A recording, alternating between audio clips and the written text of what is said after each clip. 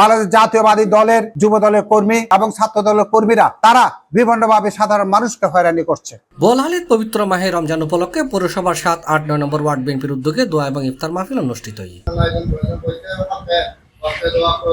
March 23 তারিখ রবিবার উপজেলার পশ্চিম গোমদন্ডি কাজী সুন্নিয়া দাখিল মাদ্রাসা হল রহমত আফসারউদ্দিনের সভাপতিত্বে এডে প্রধান অতিথি ছিল উপজেলা বিএনপির সাবেক আহ্বায়ক মোহাম্মদ শওকত আলম শওকত। প্রধান বক্তা ছিল উপজেলা বিএনপির সাবেক সদস্য সচিব নুরুল করিম নুরু। উপজেলা ছাত্রদলতা জামশেদ জিশানের সঞ্চালনায় এডে বিশেষ অতিথি ছিল আবুল হাশেম, শফিকুল ইসলাম শাহিন, SM জামাল উদ্দিন, সরওয়ার আলমগীর, জাকির হোসেন, জয়নাল আবেদিন। এছাড়া অন্যান্য মাঝে উপস্থিত ছিল উপজেলা বিএনপি নেতা আইব মেম্বার সালাম, জালাল উদ্দিন, নুরুল হুদা, রফিক বখতিয়ার, যুবদল নেতা ইলিয়াস তালুকদার, জহর মিয়া, নুরুল আফসার, মোহাম্মদ সৈয়দ, ফয়জাম শুকুর, আব্দুল শুকুর, জানে আলম কাদের, সেকান্দর বাদশাহ, জাহাঙ্গীর, নুরুল আফসার ভান্ডারী, ইকবাল সহ বিএনপি যুবদল, ছাত্র দলের অন্যান্য নেতৃবৃন্দ। তাদেরকে সাবধান করে দেবেন।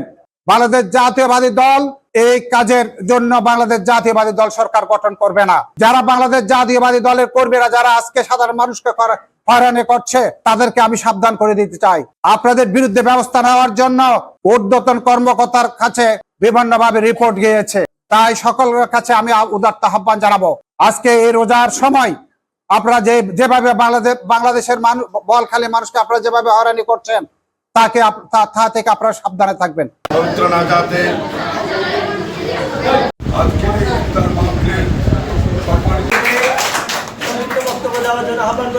সভাপতি এবং দক্ষিণ জেলা বিএনপি চট্টগ্রাম দক্ষিণ জেলা বিএনপির সম্মানিত সাবেক সদস্য আপনাদেরকে দেখে মনে হয় বলখালী আমরা এক সময়ের দুর্গত ছাত্র নেতা